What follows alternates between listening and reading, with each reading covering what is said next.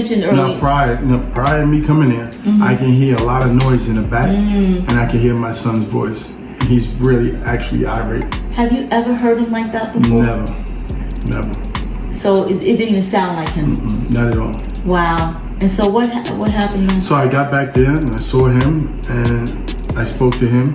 What did he look like? His face was he was actually bubbled up. He got beaten in the face.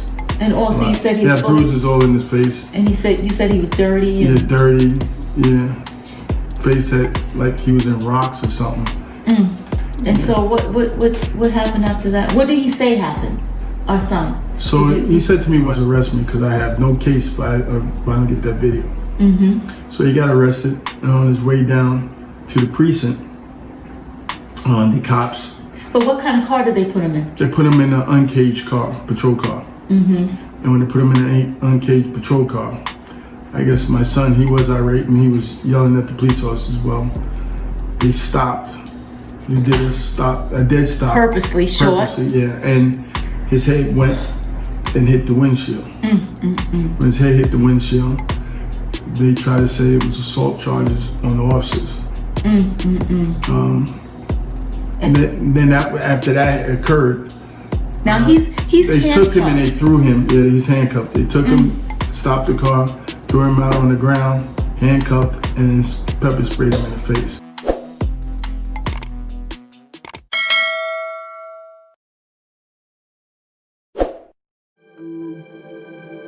Hi, it's Jackie, A.K.A. Transparency in the house. Welcome. This is where we talk about the real, the raw, and relevant about life. And today I have my husband again. Thank you, Jesus. And he's going to talk or continue to talk about his life, some raw situations that he's been through and our family's been through, and how, looking back, God has made it all relevant according to his word. So we're going to get right into it because we're going to discuss, do you have the mark of a Christian?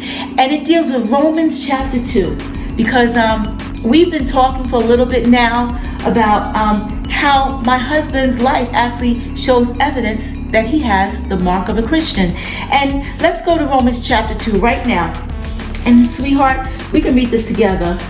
It says, do not conform any longer to the pattern of this world, but be transformed by the renewing of your mind. Then you will be able to test and approve what God's will is, his good, pleasing, and perfect will. That's part one of what we're going to talk about, because my husband's mind over the years, and so is mine, and we're still a work in progress of being transformed. But in any case, we are learning the good and pleasing will of God. And as evidence from when you first started as a 12-year-old, okay? My husband has always had a heart to help people, but he has become a police officer and a correctional officer, and it started at 12. And what sparked that? This is just a review from before. Well, basically what sparked that was basically getting in a situation, and you needed somebody to help you in that situation that was a higher authority. And that's what I aimed to do in that situation.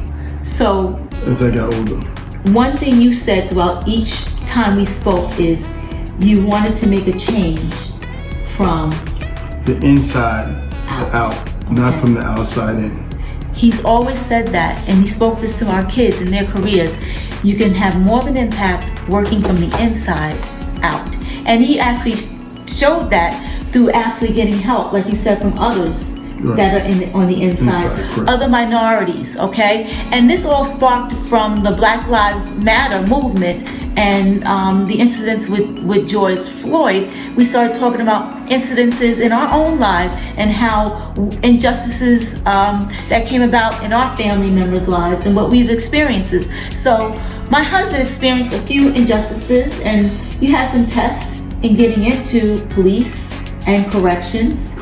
And so it's been a struggle, but you did it. You persevered. Right, struggle all the way through. Yeah. So if you listen to the other stories that he told, his life stories, you'll hear that. But today we're going to discuss Romans, how we actually learned about the good and acceptable, perfect will of God. You persevered through the will of God. You decided to become a police officer. Right. So when you were a police officer and correctional officer, something happened because in our family. Right, something tested my will. And what was that, sweetheart? When our son got in trouble with the law. What occurred, I had just finished doing a double shift at the police department. I came in home about 2 o'clock in the morning, and I got a call about 4:30 in the morning from one of my friend's colleagues. Okay. And that he was at the precinct. That our son was at the precinct. Precinct, correct. Okay. So you I immediately got up, got dressed, went to the precinct to go see what had happened. Once I get down there, I speak to the police officer, identify myself as a police officer, and he allowed me to talk to my son.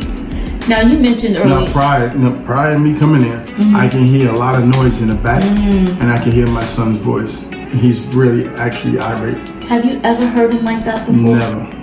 Never. So it didn't even sound like him. Not at all. Wow. And so what happened then? So I got back there and I saw him and I spoke to him. What did he look like? His face was he was actually bubbled up. He got beaten in the face. And also you said he had bruises all in his face. And you said he was dirty. Yeah, dirty. Yeah, face that like he was in rocks or something. And so what happened after that? What did he say happened? Our son. So he said to me what had happened. He told me what had happened. He was at a club, him and his colleagues. And prior to him getting in the club, he had a status that he was getting free, and his colleagues. So when he went to the club to get in, the bouncer denied him. When the bouncer denied him, he spoke to the bouncer, and the manager came outside the building, the club. When he saw the manager, he asked the manager with his status that they usually get in free. She said absolutely. So they got allowed into the venue free. I found out later on that the bouncers were stopping those people that were getting free, and they would take the money themselves and put it in their pocket. Wow. So this place is being investigated or has been investigated. Correct. And so hopefully it'll get shut down. But in any case, so then he went in. They went in. The manager granted them to come in free. They went in. When they went in, approximately an hour in the venue, my son went to the bathroom. The bouncer followed him to the bathroom and actually told him that he's going to have to leave the premises. My son asked him why. He didn't violate any kind of procedures there. And the bouncer says, yeah, you're a smart ass, and that's why you're leaving. So upon my son leaving the bathroom, he was pushed through the bathroom door from the bouncer. When he told the bouncer to keep his hands off him, the bouncer pushed him again, which he almost fell to the floor. And then the bouncer went at him again, and that's when fight ensued with them two. Because he was defending himself. So when he was fighting the bouncer, the other bouncers jumped on him. Because they saw that my son was getting the upper hand. Right. My son was getting the upper hand, and so about 3 of them? Yeah, about 3 or 4 of them jumped him. So they finally get outside. When they get outside, my son's colleagues called the police. When they called the police, they came there, and when the police came there, my son said, I need the videotape because I'm going to pursue them in court. And so our son, by the way, he knows the law. In fact, he was a law enforcement himself. So he knows to honor, respect. So what happened after that? The police comes in. He asked the police to get the video, and the police refused. And then told him basically if he doesn't leave, he's going to be arrested. So my son said, you might as well arrest me because I have no case if I don't get that video. So he got arrested, and on his way down to the precinct, the cops. But what kind of car did they put him in? They put him in an uncaged car, patrol car. And when they put him in an uncaged patrol car, I guess my son, he was irate and he was yelling at the police officers as well. They stopped He did a dead stop. Purposely short. Yeah, and his head went and hit the windshield. When his head hit the windshield, they tried to say it was assault charges on the officers. And then after that occurred, now he's they handcuffed. took him and they threw him. Yeah, he's handcuffed. They took him, stopped the car, threw him out on the ground, handcuffed, and then pepper sprayed him in the face.